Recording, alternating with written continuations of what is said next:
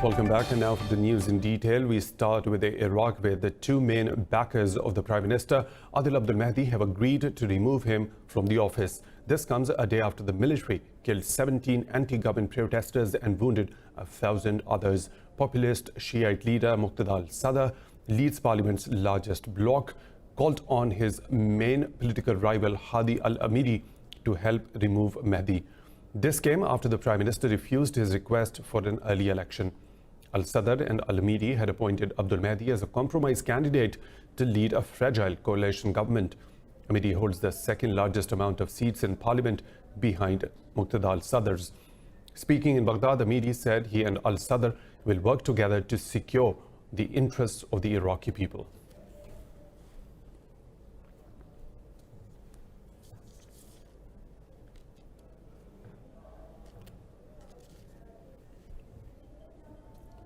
Moving on to Turkey, which has threatened to relaunch its military operation in Syria if it sees Kurdish fighters near the border.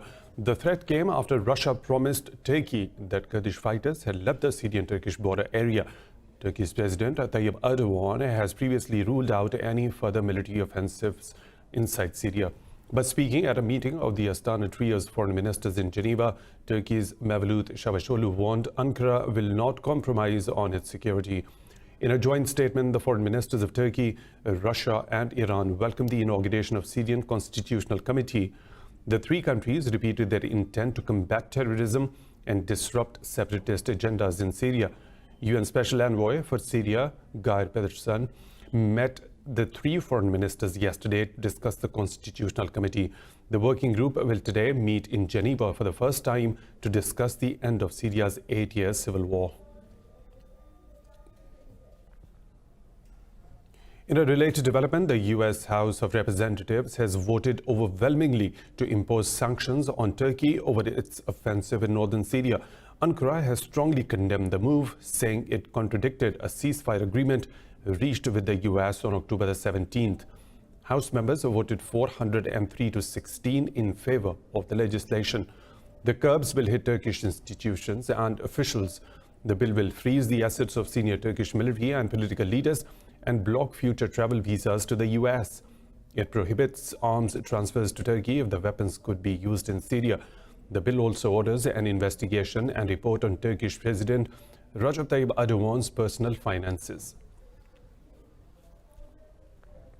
U.S. Secretary of State Mike Pompeo has asked Lebanon's political leaders to form a new government more responsive to people's needs. In a statement, Pompeo said the Lebanese people have sent a clear message with their peaceful protests over the past 13 days.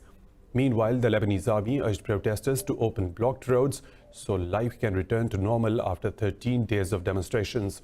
The protesters celebrated in the streets when Prime Minister Saad Hariri resigned after 2 weeks of protests.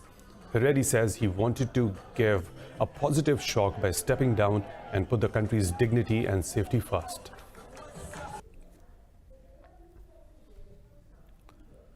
The UK's House of Commons has voted to hold a snap general election on December the 12th.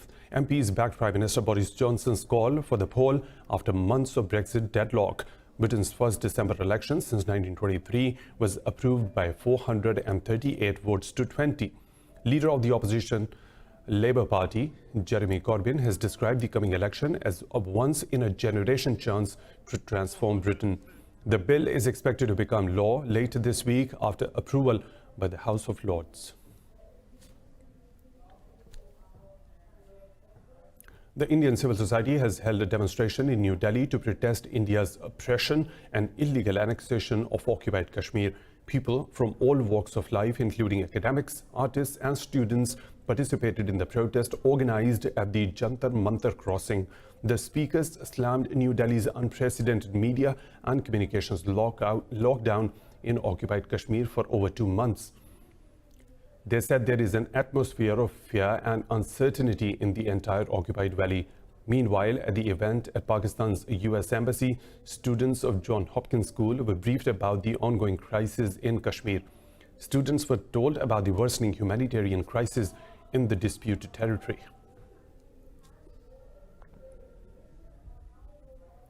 Far-right European Parliament member Bernard Zimoniuk has offered to mediate between Pakistan and India. The German politician is among the 23 MEPs currently visiting occupied Kashmir at the invitation of the Indian government.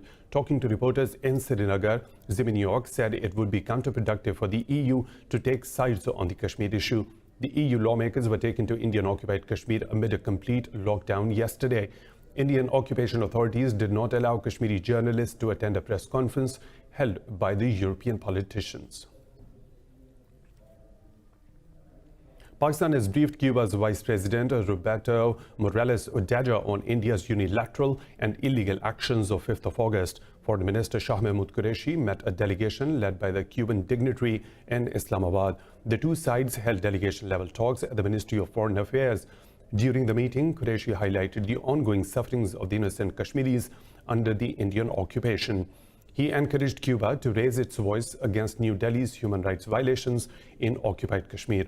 After the meeting, Pakistan and Cuba signed the agreement on the exemption from visa requirement for diplomatic and official passport holders. Indian troops have martyred another youth in occupied Kashmir's Islamabad district. New Delhi's occupation forces martyred the Kashmiri during a cordon and search operation in Bijbihara area of the district.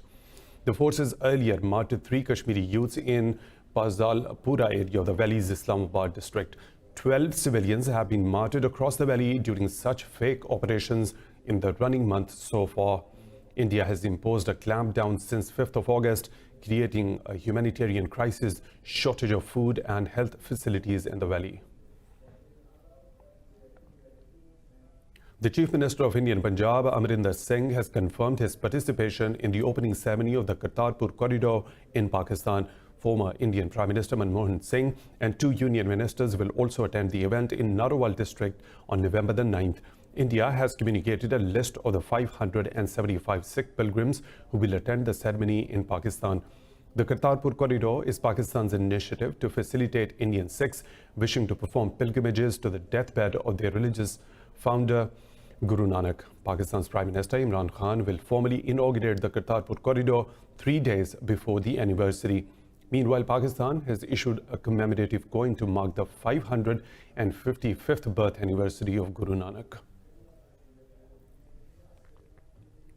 Representatives of Manipur's Maharaja Lishimba Sanajuaba have announced their separation from India. Manipur State Council Chief Minister Yamban Biren and the Minister of External Affairs and Defence formed a state council.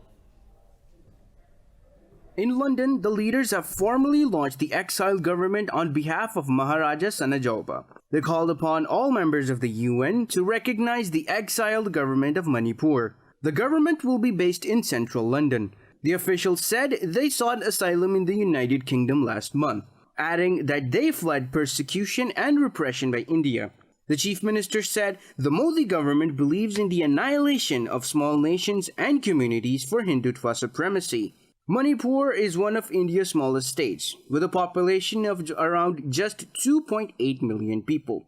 It's one of the so-called Seven Sisters, which is a group of restive northeastern states.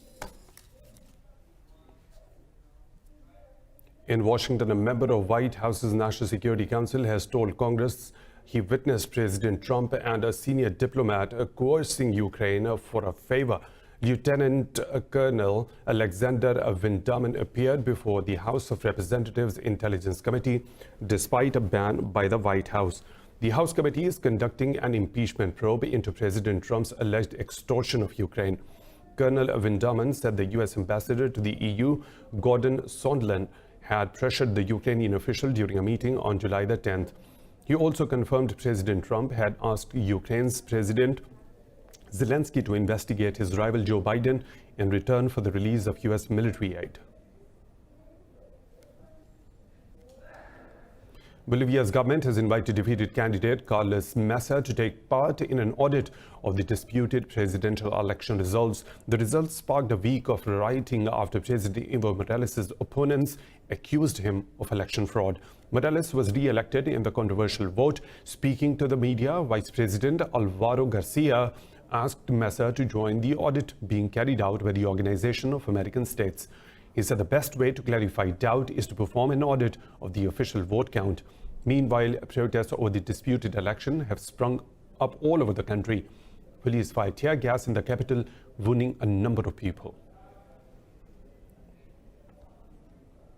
Italy has allowed 104 people to disembark from a charity ship that rescued them from the Mediterranean Sea. The vessel had spent 11 days at the sea waiting for the authorization. A statement issued by Italy's Interior Ministry says the ship, the Ocean Viking, was authorized to dock in the Sicilian port of Pozzallo. 2 pregnant women and 41 minors were among the rescued migrants on board. The statement said France and Germany have agreed to take in 70 of the migrants rescued last weekend from another vessel. The Ocean Viking picked up the people from an inflatable boat in distress off the Libyan coast on October the 18th. In Valletta last month, France, Germany, Italy and Malta received a deal to prevent ships carrying migrants being held up for weeks.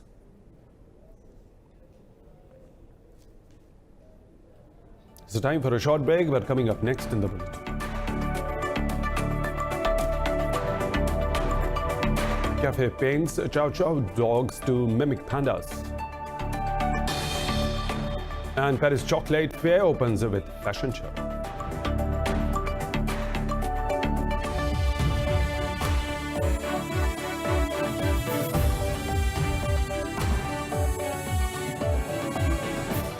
Welcome back. In Cameroon, at least 42 bodies have been recovered from a landslide in western Bafoussam. State television says 34 are still missing. A landslide caused by heavy rain destroyed a dozen homes in the area on Monday.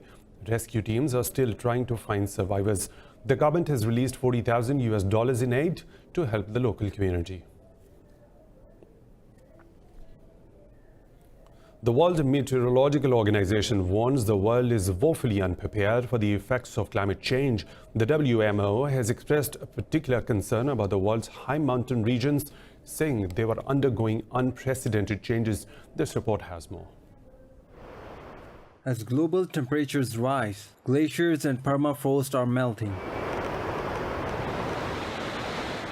Not only do these provide half of the world's freshwater supplies, the phenomenon is also causing shifts in precipitation patterns, raising the risk of natural disasters.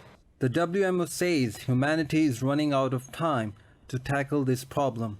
In this case, we cannot wait anymore. We have to start acting, and the speedier we act, the better the situation will be during the latter half of this century. But the negative trend in melting of mountain glaciers will anyhow continue for the coming decades.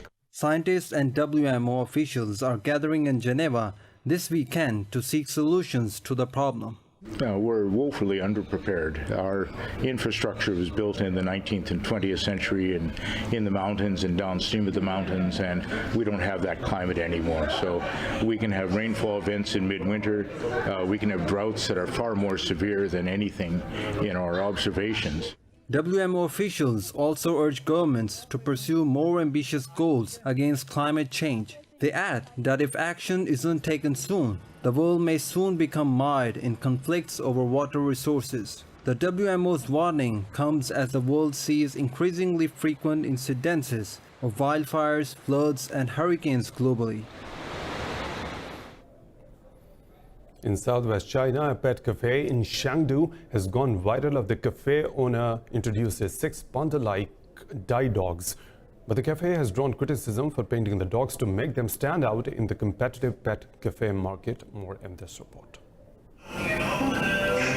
Round, soft and fuzzy panda-like dogs are the star attractions of a recently opened cafe in the Chinese city of Chengdu. To make them stand out from the pack of pets in other pet cafes, the Cute Pet Games Cafe has dyed their 6 Chow Chow dogs in black and white to make them look like pandas.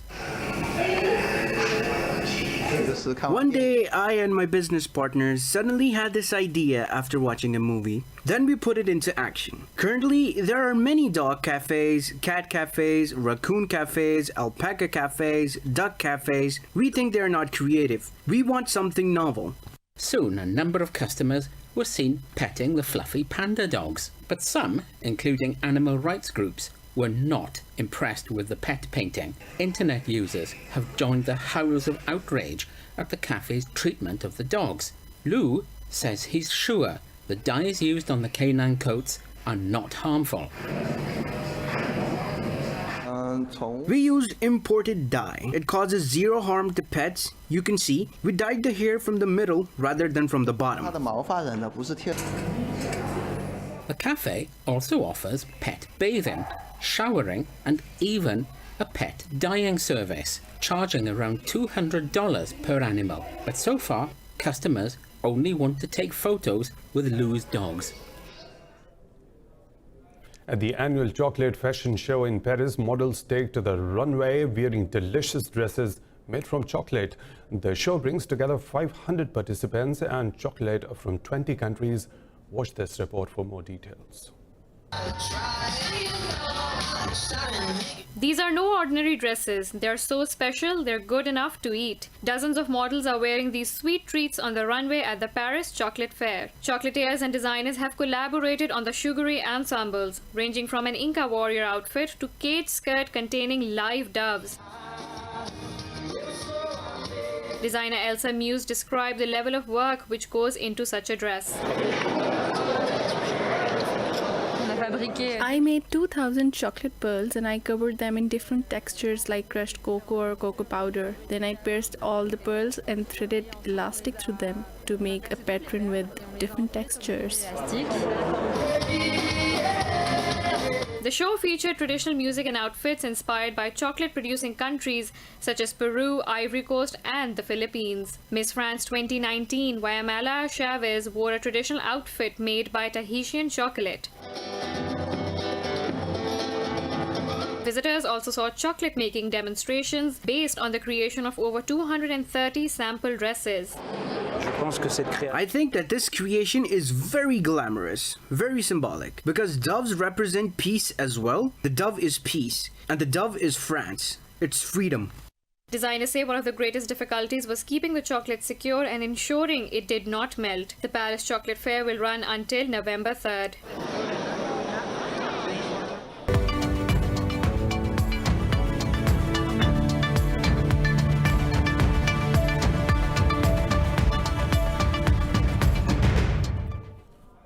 At a U.S. congressional hearing about plane crashes, Boeing Chief Executive Officer Denise Mulberg has acknowledged errors in failing to give pilots more information. In a tense hearing on the Capitol Hill, senators said Boeing has not been completely honest in addressing faults in computer system.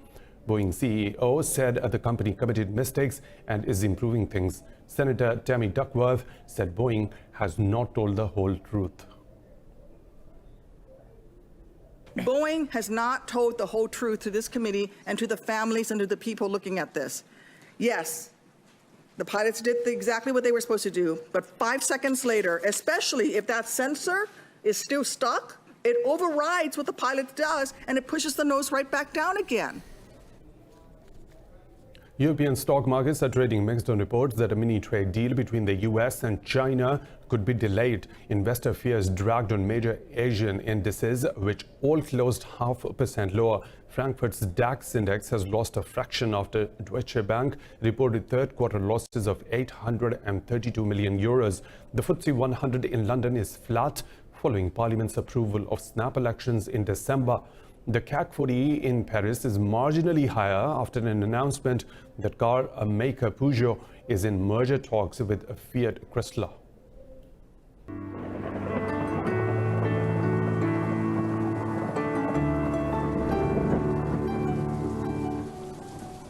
Another weather situation from around the globe.